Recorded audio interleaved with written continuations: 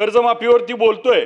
कर्जमाफी तर झालीच पाहिजे। माढा मतदारसंघात करोडो रुपयाचे त्या ठिकाणी लूट झाली आहे। आपल्या शेतात असलेली उभे पिकं त्या ठिकाणी चोरायचा एक नवीन ट्रेंड माझ्या माढा मतदारसंघामध्ये डीवायएसपी ऑफिस त्या ठिकाणी स्वतंत्र माढा तालुक्याला व्हावं। तर सावकारकीचा आणि व्याजभट्ट्याचा मोठ्या प्रमाणात त्या ठिकाणी व्यवसाय करतात।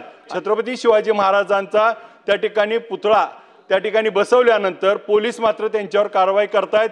डाळिंबावरचे रोग असतील, बेदाण असेल, द्राक्ष असतील, ह्याच्यावरती काम करण्याची आवश्यकता आहे। ऊसाच्या नवीन जाती डेव्हलप करण्यासाठी प्रोव्हिजन करणं आवश्यक आहे। शेतकऱ्याला एफआरपी देण्यासाठी 3550 रुपयाचा भाव त्या ठिकाणी केलाय। दूध दराच्या बाबतीमध्ये 7 रुपयाचं अनुदान अजून आमच्या सोलापूर जिल्ह्याचं अनुदान मिळालेलं नाही। एका बाजूला लाईटचं कनेक्शन आपण देत नाही।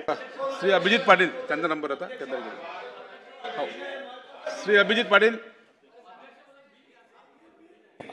अध्यक्ष महोदय, धन्यवाद। आज पुरवण्या मागण्यावरती गृह विभागावर बोलत असताना त्या ठिकाणी आज सायबर गुन्हे त्या ठिकाणी मोठ्या प्रमाणात होत आहेत आणि या सायबर गुन्ह्याच्या माध्यमातून एक घटना एक धाराशिव साखर कारखान्याच्या बाबतीत 1,10,00,000 रुपये त्या ठिकाणी सायबर गुन्ह्यातनं त्या ठिकाणी ऑनलाईन गेले आणि त्याच्यातले आरोपी पकडले, परंतु त्याच्यातला वसूल झाला नाही आणि मग तो कायदा फक्त 420 सारखा गुन्हा फक्त दाखल होतोय आणि त्यातले जामीन होत आहेत आणि त्याची रिकव्हरी मात्र होत नाही। असे गुन्हे होत आहेत, ह्याच्यावरती आपल्याला कडक कारवाई करणं आणि त्याच्यासाठी वेगळं बजेट जे आता आपण करतोय त्याच्यासाठी मॅनपॉवर तशा तज्ज्ञ असणं आवश्यक आहे। त्याचबरोबर आता ऑनलाईन पद्धतीनं चक्री गेम सारख्या गेमच्या माध्यमातून माढा मतदारसंघात कुर्डवाडी भागात करोडो रुपयाचे त्या ठिकाणी लूट झाली आहे आणि ती लूट त्या ठिकाणी थांबवण्यासाठी आपल्याला विशेष अशा मोहीम कायदा आणि त्याची तरतूद निधीची करून ह्याच्यावरती आळा घालण्यासाठी आणि ह्याच्यावरती बंदी आणण्यासाठी आपल्याला विशेष असं काम करणं गरजेचं आहे। आणि गृह विभागाच्या माध्यमातून पूर्वी आपल्याला पैशाची चोरी व्हायची, सोन्याची चोरी व्हायची, आता डाळिंबाच्या पिकाची आपल्या शेतात असलेली उभे पिकं त्या ठिकाणी चोरायचा एक नवीन ट्रेंड त्या ठिकाणी गृह विभागाने त्या ठिकाणी असल्यामुळं त्याच्यावरती वेगळं काम करण्याची गरज आहे। आणि मग माझ्या माढा मतदारसंघामध्ये डीवायएसपी ऑफिस त्या ठिकाणी स्वतंत्र माढा तालुक्याला व्हावं। मग कुर्डवाडी, माढा आणि त्या ठिकाणी टेंभुर्णी हे 3 पोलीस स्टेशन असताना मोडलीम पोलीस स्टेशनचा प्रस्ताव आहे, तर त्याच्यासाठी निधीची तरतूद होणं अपेक्षित होतं। त्याची वारंवार मागणी केली, त्याचा प्रस्ताव देखील आपल्यापाशी आलाय, तर त्यावर होत नाही। करकम माझ्या मतदारसंघातलं एक पोलीस स्टेशन आहे, तिथं सावकारकीचा आणि व्याजभट्ट्याचा मोठ्या प्रमाणात त्या ठिकाणी व्यवसाय करतात आणि तिथल्या पीआयचं एपीआयचं त्या ठिकाणी लक्ष नाही। आणि मग अशा परिस्थितीमध्ये माझ्या मतदारसंघातील पिंपळनेर गावामध्ये छत्रपती शिवाजी महाराजांचा त्या ठिकाणी पुतळा त्या ठिकाणी बसवल्यानंतर पोलीस मात्र त्यांच्यावर कारवाई करतायत। त्याला अभय देणं गरजेचं आहे आणि त्याच्या रितसर परवानग्या करून ते गोष्ट करणं आवश्यक आहे। कृषी विभागाच्या माध्यमातून आपण सगळेजण कर्जमाफीवरती बोलतोय।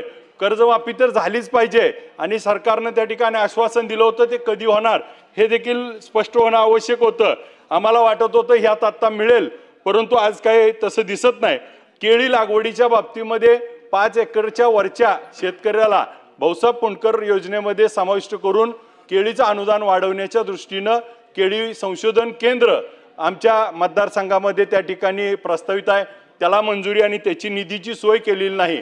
आज विम्याच्या बाबतीमध्ये जर विचार केला तर विम्याला त्या ठिकाणी आमच्या इथं 84-81 कोटी रुपये विम्याची रक्कम शेतकऱ्याला मिळणं बाकी आहे आणि मग आम्ही डीपीडीसीच्या मीटिंगमध्ये त्याचा आढावा घेतला तर तो विम्याचा अधिकारी सांगतोय की सरकारकडनं आमचा 148 कोटीचा हप्ता येणं बाकी आहे, तो येईपर्यंत आम्ही देणार नाही आणि मग शेतकऱ्याला आज त्या ठिकाणी पीक विमा मिळत नाही।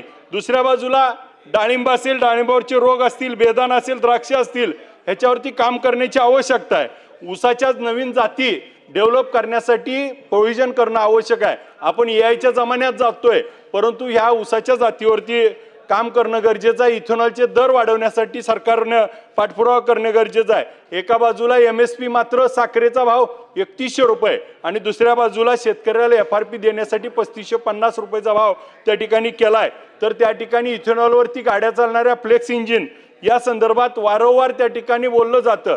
केंद्रीय मंत्री गडकरी साहेब याचा पाठपुरावा करतात, परंतु आज देखील त्याच्यावरती काम होताना दिसत नाही। दूध दराच्या बाबतीमध्ये 7 रुपयाचं अनुदान अजून आमच्या सोलापूर जिल्ह्याचं अनुदान मिळालेलं नाही। त्या अनुदानाच्या संदर्भात देखील पाठपुरावा त्या ठिकाणी आम्ही करतोय। ह्याच्यात निधीची तरतूद झाली आहे, परंतु त्याला मिळायला वेळ लागतो।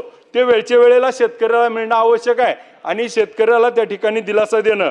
मत्स्य व्यवसायाच्या संदर्भात उजनी धरण हे मोठं धरण आहे आणि त्या ठिकाणी मागच्या वेळी देखील मंत्री महोदयांना याची मागणी केली होती की मत्स्य बीज सोडण्यासाठी, आणि आमच्या भागातल्या सगळ्या त्या ठिकाणी तळ्यामध्ये मत्स्यबीज सोडून माशाचा मोठा व्यवसाय होतोय, परंतु त्याच्यावर आज काम झालेलं दिसत नाही।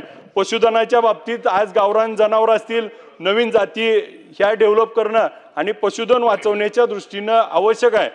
उद्योग व्यवसाय उद्योगाच्या बाबतीमध्ये माझ्या मतदारसंघात टेंभुर्णी मोठी MIDC आहे। त्या MIDC मध्ये फायर ब्रिगेडची गाडी नाही, त्याच्यासाठी वारंवार पत्र देऊन ह्याच्यात निधीची तरतूद करण्यात आली नाही। आणि मोडणी MIDC त्या ठिकाणी पहिली अधिसूचना निघाली आहे, त्याचं मोजणी झाली आहे, त्याच्यासाठी निधीची उपलब्धता करून भूसंपादनाला त्या ठिकाणी सुरुवात करणं आवश्यक आहे। त्याची तरतूद यामध्ये झालेली नाही। त्या ठिकाणी मेंढापूर MIDCचा आमचा प्रस्ताव प्रलंबित आहे।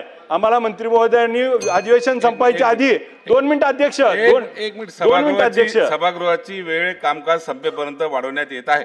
धन्यवाद। त्या मेंढापूर MIDC हा प्रस्ताव गेले अनेक वर्ष प्रलंबित आहे, त्याचा पाठपुरावा करतोय। महसूल मंत्री साहेब आणि उद्योग मंत्री आणि वनमंत्री हे मला बैठक घेतो असं आश्वासन दिलंय, त्याची तरतूद झालेली नाही, त्याची तरतूद करणं आवश्यक आहे। ऊर्जा खात्याचा सगळ्यात महत्त्वाचा प्रश्न आहे। ऊर्जा खात्याच्या बाबतीमध्ये आजची परिस्थिती अशी आहे की आम्हाला ज्यावेळेस आम्ही ऑनलाईन अर्ज करतोय मागेल त्याला सोलार पंप, पण त्याच्यामध्ये 3 HPचा आणि 5 HPचा जो सोलार पंप आहे तो 712 टाकल्यानंतर त्या ठिकाणी घेतला जातो, परंतु 8 वरती क्षेत्र वेगळं असतं आणि एकच 712 घेतला जातो आणि त्याला मात्र 3 HPचा पंप मिळतो, पण त्याला आवश्यक असतो 7.5 HP।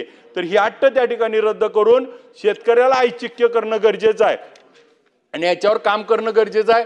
सरकारनं त्याला त्या ठिकाणी सांगितलं होतं 1 लाख पंप त्या ठिकाणी माननीय मुख्यमंत्री महोदयांनी की आमच्याकडे शिल्लक आहेत, परंतु आजची परिस्थिती अशी आहे एवढे अर्ज पेंडिंग आहेत, परंतु आज पंप मिळत नाही। 4-4 महिने 3-3 महिने त्याला पंप मिळत नाही।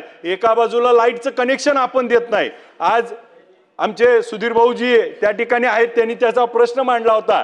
आज त्या ठिकाणी लाईटचं कनेक्शन मिळत नाही, ह्याची मोठी त्रासाची अडचणीची गोष्ट आहे।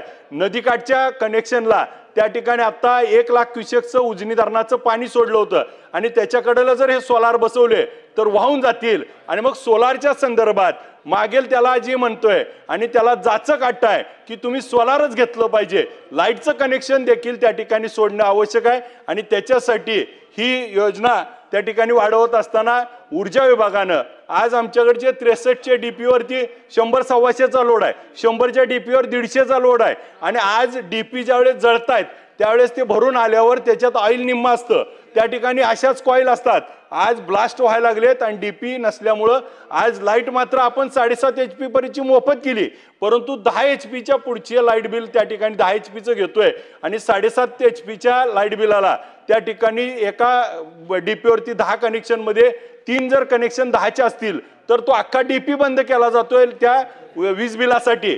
तर ही मात्र गोष्ट आपल्याला प्रामुख्यानं ते सूचना देणं आवश्यक आहे आणि MSEBनं त्या ठिकाणी सगळे DP जे 63चे आहेत त्याला 100 करावे, 100चे आहेत त्याला 200 करावे आणि अतिरिक्त ट्रान्सफॉर्मरची गरज आहे। शेतकरी आज आता पाऊस चांगला पडलाय, पिकं लागवड झालेली आहे, आपल्याला शेतीनं GDPनं गेल्या ह्याच्यात देखील आपली ग्रोथ झाली आहे, तर आता त्याच्यासाठी आवश्यक आहे DP सगळ्यांना त्या ठिकाणी देणं गरजेचं आहे। माझ्या मतदारसंघात 500 DP नवीन आवश्यक आहे आणि ते तात्काळ मिळणं गरजेचं आहे।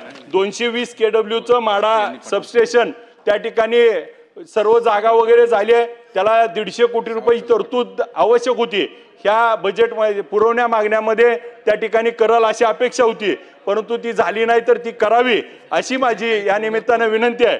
आणि मराठी भाषा हा विषय आहे, मराठी भाषेच्या संदर्भात एवढंच सांगतो की संत ज्ञानेश्वर महाराजांनी मराठीतून त्या ठिकाणी ज्ञानेश्वरी लिहिली म्हणून त्यांना काय हालापास्या सोसावं लागल्या आणि मग तीच आज परंपरा आपण पुढे घेऊन जात असताना आज आपले पोवाडे असतील, आपला इतिहास असेल, आपलं सर्व गोष्टी ह्या मराठीतून आहेत आणि मग मराठीला त्या ठिकाणी बाजूला ठेवणं हे योग्य नाही. आज आपण जर बघितलं लग्नामध्ये त्या ठिकाणी नवरदेव पारण्याला निघाल्यानंतर ती परटीन मावशी जी आमची गाणं म्हणती ती आज कुणालाच कळलं नाही, पण ती आपली मराठीची संस्कृती आहे, ती आपल्याला विसरून चालणार नाही. मग अंगाई असेल, आपल्या मराठी भाषेला त्या ठिकाणी अभिजात दर्जा मिळालाय आणि त्याच्यासाठी काम करणं आवश्यक आहे. मला बोलण्याची संधी दिली त्याबद्दल धन्यवाद.